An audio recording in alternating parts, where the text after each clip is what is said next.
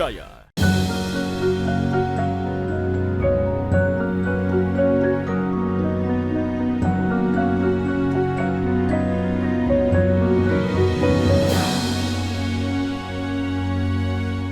Bismillahirrahmanirrahim. Assalamualaikum warahmatullahi wabarakatuh.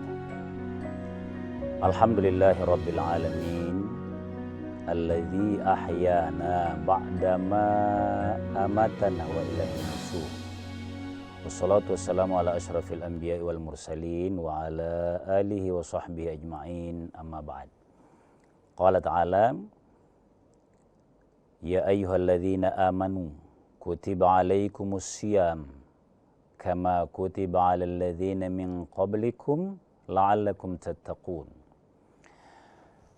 Shadaqallahul azim. Pemirsa sekalian, kaum muslimin yang berbahagia, kembali kita bersyukur kehadiratnya, karena sesungguhnya kita mengawali aktivitas ini tidak lain karena ada nikmat Allah Subhanahu wa taala kepada kita sekalian.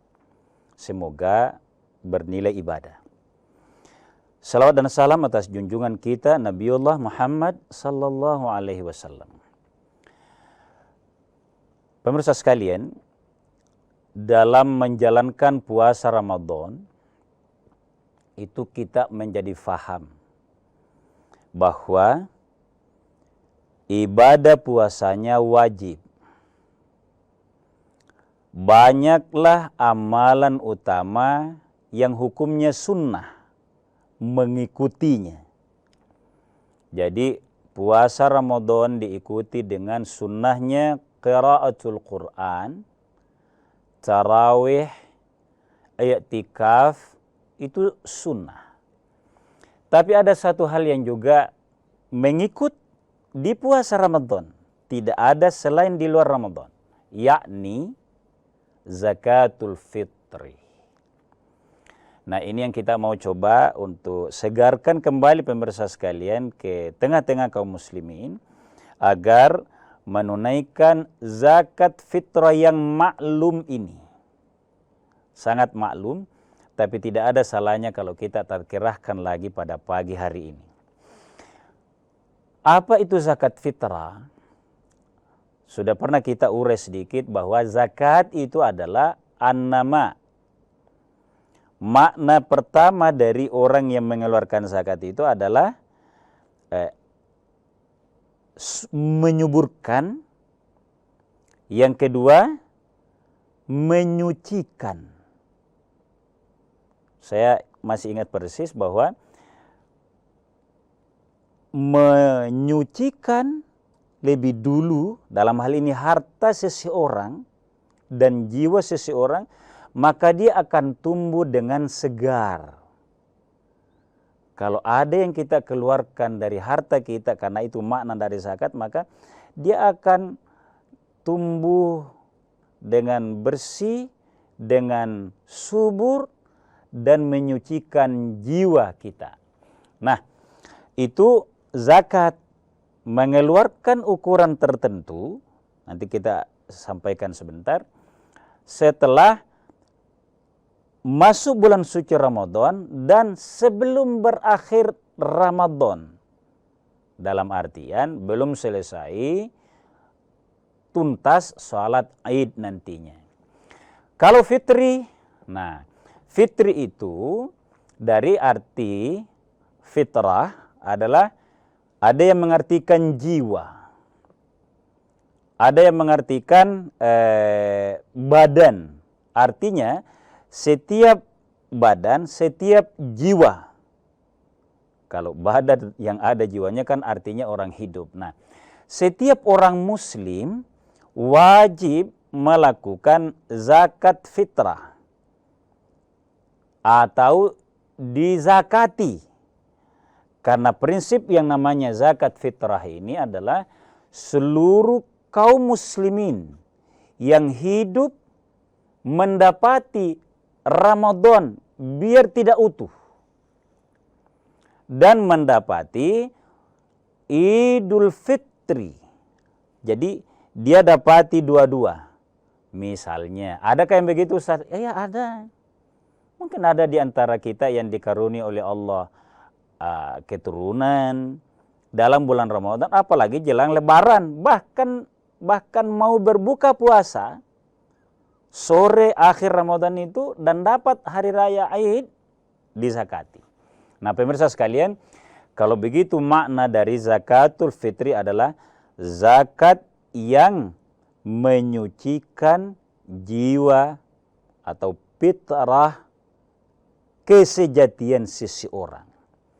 Mungkin ada pertanyaannya, kenapa dizakati, Ustaz? Pertanyaan ini akan lebih tajam kalau kita tanyakan, kenapa anak-anak juga yang baru dilahirkan kena zakat fitrah? Inilah syariat. Syariat itu ditaati, sudah bisa ditahu logika kita atau belum, laksanakan dulu. Jadi seluruh saja orang Islam, dari yang sudah berpuasa, artinya sudah dewasa sebelum masuk Ramadan, dia berpuasa, lalu mendapati akhir Ramadan, masuk malam takbiran, dia wajib dizakati fitrahnya. Mungkin ada dia bilang kan ada juga zakat mal itu, Ustaz. Dan betul. Zakat mal adalah mengeluarkan sebagian rezeki Allah, karunia Allah yang kaitannya dengan ukuran harta. Sementara kalau zakat fitrah itu dalam rangka menyucikan jiwa seseorang. Nah, itulah sebabnya asal dia muslim mendapati 2 waktu ini, bahkan akhir Ramadan sekalipun dan mendapati malam takbiran, dia wajib dizakati zakat fitrahnya. Kita lanjutkan setelah jeda sejenak.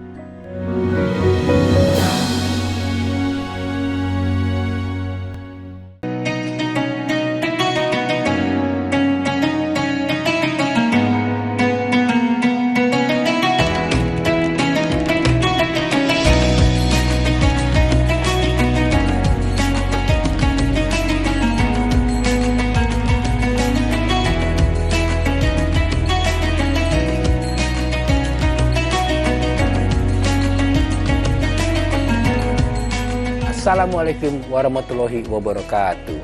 Setelah menjalankan ibadah puasa selama bulan Ramadan, kita sambut hari yang suci dengan penuh kebahagiaan. Mari rayakan kebersamaan di hati. Eratkan silaturahmi di hari yang fitri. Selamat Idul Fitri 1445 Hijriah. Minal aizin wal faizin. Mohon maaf lahir dan batin. Wassalamualaikum warahmatullahi wabarakatuh. Raih kemuliaan.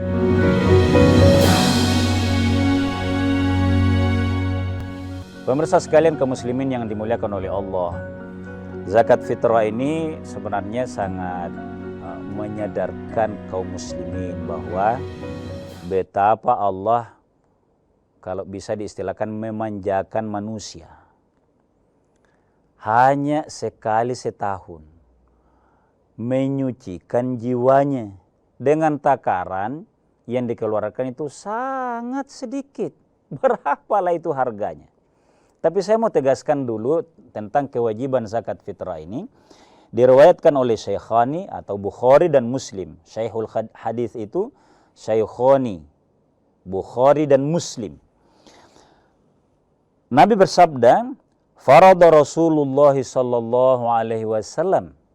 Rasul mewajibkan zakat al-fitri, zakat fitrah, sa'an min tamarin, 1 sa', 1 gantang, min tamarin, 1 gantang kurma, wa sa'an min syairin, 1 gantang dari gandum. Jadi 1 gantangnya itu yang menjadi kita ikuti. Nabi memfardukan zakat fitrah bagi tiap-tiap jiwa yang ukurannya sangat sangat terjangkau. Tidak ada, kita bersyukur di Indonesia ya, tidak kayak apa yang diceritakan oleh kakek nenek kita dulu. Pernah mengalami sulit mengeluarkan zakat fitrah hanya untuk makan. Dan itu tergambar di berbagai belahan bumi ini. Kalau kita saksikan di media kan banyak yang kesulitan makan, kasihan. Kita bersyukur sekali di Indonesia sehingga ini tidak menjadi problem. Tapi segitulah yang harus dikeluarkan. Berapa itu? 1 gantang dari kurma, 1 so'an, dan 1 gantang dari gandum. Kalau dikonversi Ustaz, karena ini yang penting, konversi ke Indonesianya itu tidak akan pernah berubah. Takarannya. Sa' itu 1 sa'. Kalau dibawa ke Indonesia, ulama kita sudah melakukan musyawarah. Majelis Ulama Indonesia sudah melakukan musyawarah tentang ini, bahwa konversi kepada beras umumnya kita itu sekitar 2,7 kilogram. Takaran tidak akan berubah. Sekali lagi pemirsa sekalian, tapi yang berubah adalah harga berasnya. Karena prinsip dalam berzakat fitrah ini adalah membayar zakat fitrah sesuai yang dikonsumsi masing-masing rumah tangga. Sesuai. Itulah sebabnya kita di Indonesia dan alhamdulillah di Makassar ini juga begitu, konversi 1 sa' dijadikan 2,7 kilogram yang kalau dibawa ke liter, karena ini yang lebih sering, dibawa ke liter itu sekitar 3 liter lebih. Tapi ulama kita memberikan wejangan supaya kamu lebih bersyukur. Bolehlah tidak pas-pasan 3,5 itu. Dan umumnya sekali lagi ini tidak salah, malah ini hal yang baik untuk memastikan kepastiannya itu lebih. Karena bukankah kita sering bersedekah yang tidak wajib itu. Jadi sebenarnya dalam takaran yang dilakukan oleh kita di masyarakat ini itu dibulatkan menjadi rata-rata 4 liter, itu sudah sangat kesyukuran dari seorang hamba Allah Subhanahu wa ta'ala. Nah, kita misalnya ya, kita itu sudah ada panduan di Majelis Ulama, rapat bersama dengan Basnas, pemerintah kota, Kementerian Agama, dan seluruh ormas itu sudah dilakukan dan alhamdulillah sudah beredar. Anjurannya adalah bahwa orang boleh dan sebaiknya menyadari dia mengeluarkan zakat fitrah dari beras yang ia konsumsi dalam keluarganya. Boleh, ini saya harus katakan boleh karena masih ada afdal dengan orang bilang tidak afdal, silahkan saja. Tapi ulama sudah menghilangkan keraguan-raguan bahwa boleh dalam rangka praktisnya, efektifnya panitia itu, termasuk orang yang menjadi objek penerima zakat itu, manfaatnya boleh harga beras dinilai dengan uang. Saya belum bilang afdolnya ini. Bolehnya dulu. Jadi bagaimana itu Ustaz? Ya ini kadarnya begini. Saya kira sudah banyak beredar yang dipercayakan ke Basnas untuk mengedar ini secara meluas ke masyarakat bahwa kelas pertama, karena berdasarkan harga tadi, kualitas beras pertama, ada kualitas kelas 2, ada kualitas kelas 3, bahkan ada kelas 4. Saya coba mengutip tadi, apa yang sudah kita edarkan sama-sama. Kami mengundang MUI, dan rapatnya tahun ini alhamdulillah kerjasama yang baik. Kita di kantor Kementerian Agama dihadiri oleh pemerintah, perwakilan wali kota, ketua Basnas, jajaran ormas, ada Lazisnu, ada Lazismu, NU dan Muhammadiyah maksudnya, dan ormas-ormas besar lainnya sepakat bahwa yang dipedomani adalah kelas beras. Kelasnya sekali lagi bukan di merek saja ya, walaupun merek beras itu menggambarkan kualitas. Tapi yang paling penting adalah kualitasnya. Nah, saya izin pemirsa sekalian, walaupun ini sudah sangat menyebar, kelas pertama saya contohkan misalnya cemara. Pada saat pemantauan ke pasar itu harga hari itu, baru awal Ramadan, 13.500. Dibulatkan 4 liter, maka itu hanya 54.000. Bayangkan pemirsa, ini kelas 1 ini. Hanya kita per orang mengeluarkan 54.000 untuk membersihkan jiwa. Masya Allah. Ah, ada kelas 2-nya. Diwakili oleh Mutiara misalnya. Itu harga pada saat pengecekan, kita komunikasi dengan perdagangan dan di pasar itu, harga hari itu 11.500. Maka dibulatkan 4 liter menjadi hanya 46.000. Saya sebutkan pemirsa sekalian karena ringkas saja ini. Kelas 3 kualitasnya adalah Bogor. Itu dan sejenisnya ya, yang sekualitas dengan Bogor ini.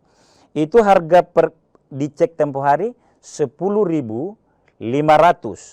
Maka kali 4 liter sama dengan 42.000. Dan yang terakhir, ini agar banyak pilihan di antara kita. Pilihan yang saya maksud bukan kualitas makannya kualitas kelas 1 lalu mengeluarkan di sini. Sah apa tidak Ustaz? Sah saja karena jenis beras semuanya. Tetapi kurang afdol, kurang syukur kepada Allah. Kira-kira gitu. Maka beras dolog itu 9.500 per liternya dan dikalikan 4 liter menjadi 38.000 pemirsa sekalian kaum muslimin dimuliakan oleh Allah Subhanahu wa taala. Nah, kiranya gambaran seperti ini akan lebih memudahkan kita tidak ada was-was dalam hal menunaikan zakat fitrah kita. Kita lanjutkan setelah jeda sejenak.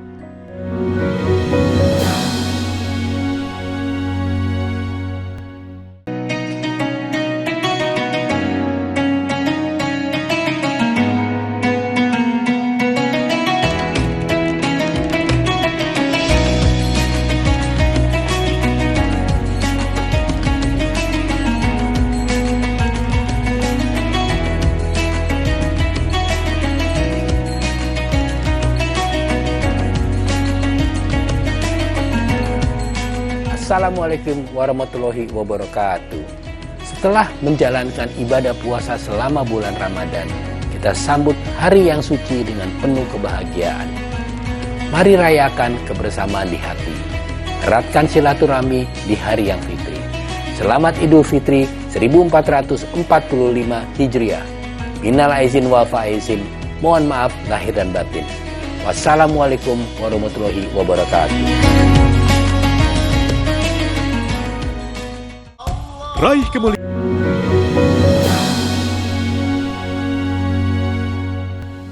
Pemirsa sekalian kaum muslimin yang dimuliakan oleh Allah Subhanahu wa taala, motivasi dari keinginan dan kegembiraan mengeluarkan sebagian harta kita itu, apalagi yang berkaitan dengan jiwa ini, maka saya sudah menyebut tadi bolehnya dikonversi. Konversi pertama itu kan dari kurma dan gandum ke beras karena sesuai yang dimakan di Indonesia. Karena itu yang penting, apa yang menjadi konsumsi pokok di negeri muslim masing-masing. Nah, di Indonesia ke beras. Mungkin ada yang bertanya, dan ini sering ada, mana afdal Ustaz? Kalau beras saja tanpa harus dengan uang. Nah, jawaban saya begini pemirsa sekalian. Kalau saya menjawabnya lebih kepada, afdalnya itu lebih kepada manfaat dan sungguh-sungguh dibutuhkan oleh orang miskin. Kenapa begitu penjelasannya Ustaz? Tidak Ustaz patok saja beras. Daripada mengkonversi kesekian kali. Saya begini pemirsa sekalian. Banyak ulama kita tetap lebih menjalankan paling mendekati teks Tapi karena di Indonesia masih kurang kurma dan belum dizakatkan kurma di Indonesia, berasnya saja. Masih banyak ulama begitu. Tapi kenapa saya menegaskan bahwa afdol dengan nilainya? Bisa bayangkan, Las A mengeluarkan zakat dalam bentuk beras. Ada juga hamba Allah yang lain, Las misalnya, objeknya sama. Karena minimal 2 tadi, apalagi kalau ada berimpak, semua beras. Semua beras. Satu saja yang memberi 4 liter, kalau dalam satu keluarga itu 3 misalnya, sudah cukup di hari Lebaran itu. Tapi kan dia mau sholat. Maksudnya sholat di hari Lebaran, bahkan mau baju. Apa dia pakai? Kalau benar-benar orang miskin, maka akan sangat bermanfaat dua-dua. Nah, itulah sebabnya pemirsa sekalian, akan baik kalau menyatu benar. Itu lagi-lagi Undang-Undang 34 itu lahir karena agar Basnas mengetahui persis kebutuhan mustahik ini. Jadi afdalnya yang mana? Sekali lagi, masih banyak ulama kita yang mendekati teks lebih kepada beras, tapi ada juga yang niatnya, wah saya tahu ini, biarlah saya condong untuk membaginya kepada yang dalam bentuk yang lebih mudah diproses, dalam hal ini uang lah bahasanya. Jadi afdal dua-dua, itu keterbatasan jawaban saya. Teks, kurma dan gandum, dikonversi menjadi beras. Kalau dikonversi lagi kepada uang yang lebih mudah, maka juga afdal menurut saya. Saya mengikut. Nah, pemirsa sekalian, kapan? Nah, kapannya membayar zakat? Yang wajib itu adalah dapat bulan Ramadan dan dapat malam takbiran. Wajibnya di situ. Kalau begitu, afdalnya juga di situ. Iya, banyak ulama yang menegaskan seperti itu. Tapi apa kelebihan dan kelemahannya? Kalau malam Lebaran baru dilakukan, beras dibawa dan ada uang dikasihkan. Di mana dia mau beli lauk pauknya? Akan disuruh pagi-pagi pergi beli lauk pauk. Sulit orang pergi Lebaran kasihan. Bahwa wajibnya di situ. Maka ulama membolehkan boleh membayar sebelum malam takbiran. Agar tujuan pemberian itu muwassa, meluaskan, melonggarkan kebutuhan orang-orang. Ini sebuah penjelasan ini. Karena tujuannya adalah agar menggembirakan, bukan sekedar makan, maka biarlah dia membeli lauk pauk ikan. Mudah-mudahan dia beli daging juga. Kapan boleh itu dilakukan? Di hari Lebaran. Pada saat ia belanja sebelum malam Lebaran. Maka sekali lagi pemirsa sekalian, keterbatasan saya menyampaikan ini, wajibnya memang pada saat dia dapat akhir Ramadan sore sebelum buka puasa, dia orang itu ada, termasuk orang yang baru lahir. Dan wajibnya malam Lebaran. Tapi ulama kemudian membolehkan, boleh dibayar sebelum akhir Ramadan. 2 hari, 3 hari, bahkan seminggu. Pemirsa sekalian kaum muslimin yang dimuliakan oleh Allah. Pertanyaan berikutnya, kepada siapa? Saya sudah pernah sampaikan bahwa prinsip membagi zakat itu adalah tu'khadhu min aghniyaihim, dikumpul dalam kompleks tertentu, dalam kota tertentu, wa turaddu ila fuqaraihim, dikembalikan ke orang fakir di situ. Apa makna filosofinya ini? Kalau ini yang dilakukan memastikan tersebarnya zakat fitrah itu dapat semua oleh orang sekampung situ. Itulah perlunya amil. Dan itulah sebabnya amil mendapatkan prioritas untuk mendapat juga zakat. Dengan catatan serius menjangkau ini. Salah, keliru. Saya tegaskan bilang keliru ini. Untuk semangat saja mendata. Kalau dalam sebuah tempat, dalam sebuah kampung, ada yang sampai tidak terdata. Pemirsa sekalian kaum muslimin dimuliakan oleh Allah Subhanahu wa taala, dan ingin saya tambahkan secara sangat terbatas. dalam prinsip pembagian zakat itu mengenal 3 tingkatan lagi. Pertama, daruriyah, hajiyah, dan tahsiniyah. Apa itu daruri? Cara pendistribusian zakat umumnya termasuk zakat fitrah harus dicari yang daruri. Orang tidak berlebaran kalau bukan itu. Kalau itu alpa didata. Itu daruri. Jiwanya dia terancam. Sementara tingkatan yang kedua adalah hajiyah, kebutuhan. Apa itu kebutuhan? Dia sudah makan. Karena memberikan zakat fitrah untuk dia makan di hari lebaran bersama keluarganya. Dia boleh membeli yang lain. Saya sudah sebut tadi, bolehlah digunakan menjadi ya lauk pauk yang sedikit berharga lebih dari yang sekedar konsumsi sangat pas-pasan itu.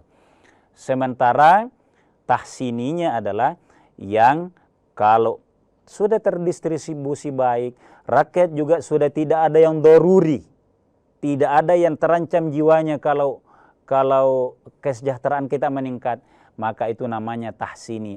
Inilah masuk pakaian. Mungkin juga sudah boleh kuota bagi yang ada HP-nya, biar gembira juga di hari lebaran itu. Pemirsa sekalian kaum muslimin yang dimuliakan oleh Allah, kembali bahwa zakat fitrah itu wajib. Mu'allaqum bainas sama'i wal ard. Zakat fitrahnya seseorang itu masih tergantung antara langit dan bumi sampai